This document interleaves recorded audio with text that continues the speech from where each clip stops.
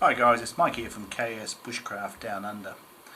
Hope you're all keeping well and staying safe during this coronavirus lockdown. So I thought I'd do you a bit of review and probably have a play in the backyard, like camping in the backyard. The Australian Army Hoochie, as we refer to it. Basically it's the Australian version. This one is an Ozcam of the British Army Basher, and very similar to the poncho style shelters. Every military's got one. So it's basically half a tent, if you want to call it that.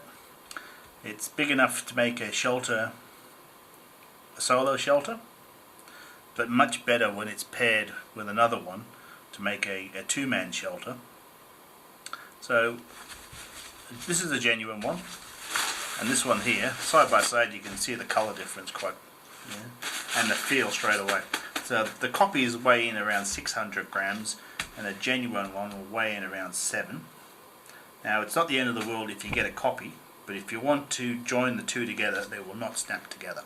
So these have a whole pile of heavy duty brass press studs, and they won't marry up with this one, and it's actually slightly different in size.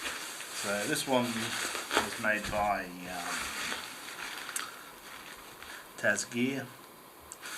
So if you're just wanting a shelter, there's no problem with the copy. It'll do a reasonable job, but side by side, if you can get a real one, I'd recommend getting one. So they are super compact. Now I've used these things for everything you can imagine outdoors, from laying under the car, basic ground sheet, stealth camping, they're brilliant for obviously, and incredibly flexible in how you pitch it. Really, it's limitless in the way that you can deploy one of these, from very, very simple shelters to quite complicated.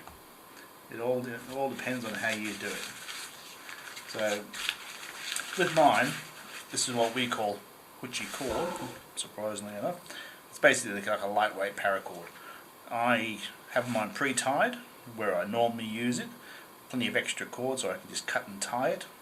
I just use lucky bands to hold it together. I find for me that works perfectly well, and as you can see,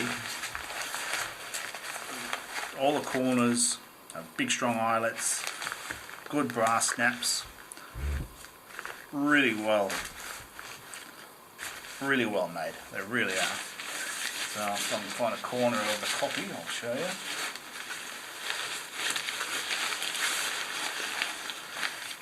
So comparing the two, it screams the difference. Yeah, in the eyelets, construction, and the snaps. And as I said, the snaps will not. Oh, actually, got that one to go together.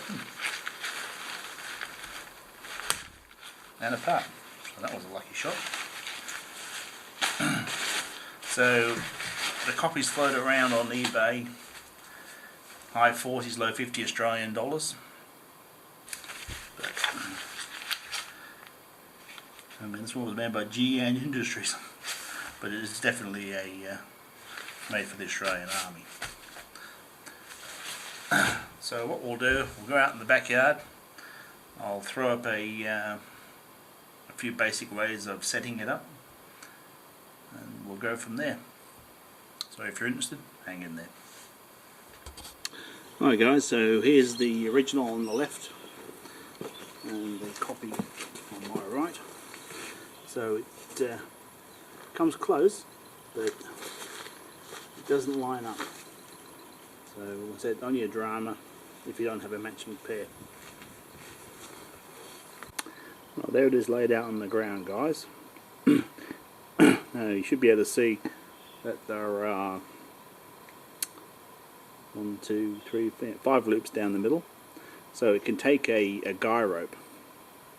So unlike the videos you always see online where you always find two trees that are just perfectly the right distance apart, for me that never happens.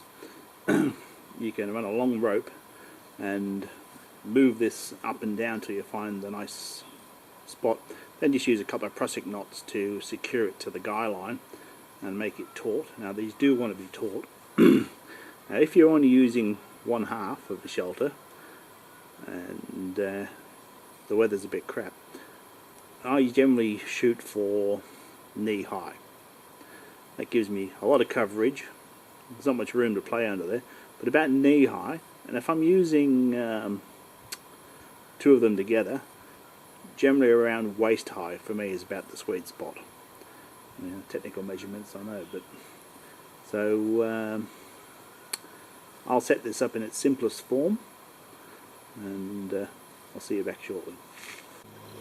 So on the uprights, I normally attach them with a clove hitch.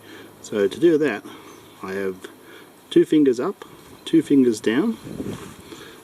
Then I just do a turn like that. Then I slip that over my upright pole, and that locks the line in place on the pole. So there she is in an absolutely most basic form. I've pegged the 4 corners down directly to the ground in the loops. Now I've got one end lower than the other, which is better for shedding rain in the forget weather. So there's sufficient room in there for you to slide in there and take your kit inside with you, but not exactly much room, headroom. But I mean, we can raise that and use the guy lines. I just need a bit more garden bed. Alright, what you can see here, guys, is it rigged up for a storm. So this end, you can see I've got it enclosed in one end.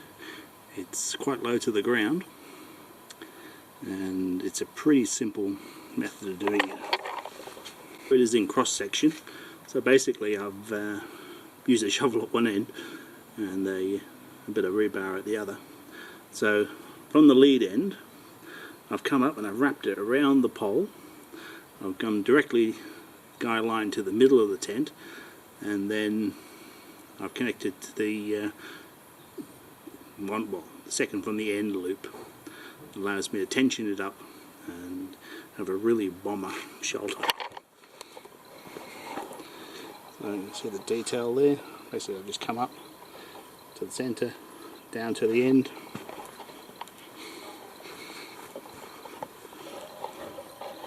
So that's the rigging when you really stuff up your weather forecast. Okay guys, so I'll film this now.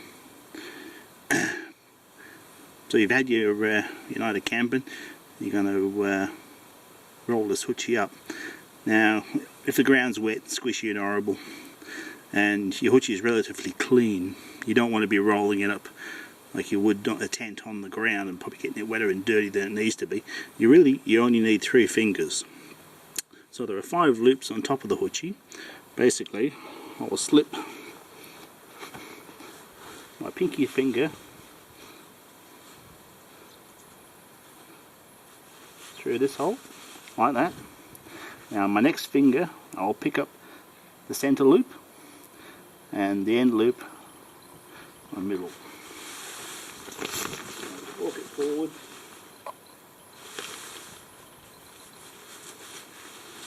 Slip that finger through.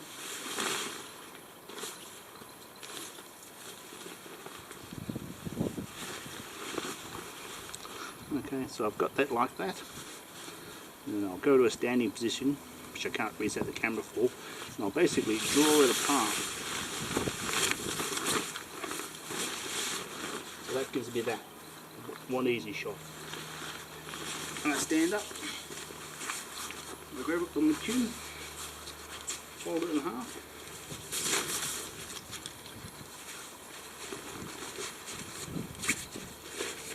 fold it in half, just like doing sheets.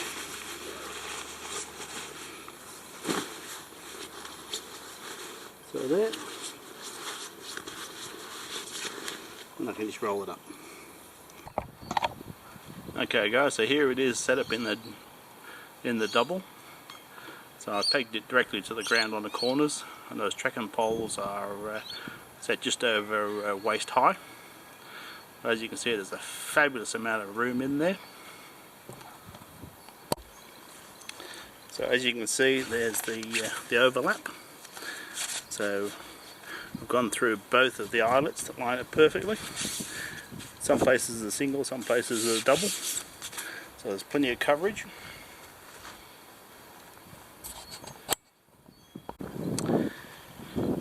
So all in all, that's 1400 grams, not including the poles. You can use all sorts of sticks and poles. It's a really good tarp system. It's incredibly flexible. There's 1,000,001 uses for these tarps, whether it's covering the radiator of a four-wheel drive on a water crossing, or in this size, even camouflaging a vehicle. Anyway guys, I hope you stay safe out there with this corona lockdown. We'll catch you next time. Bye for now.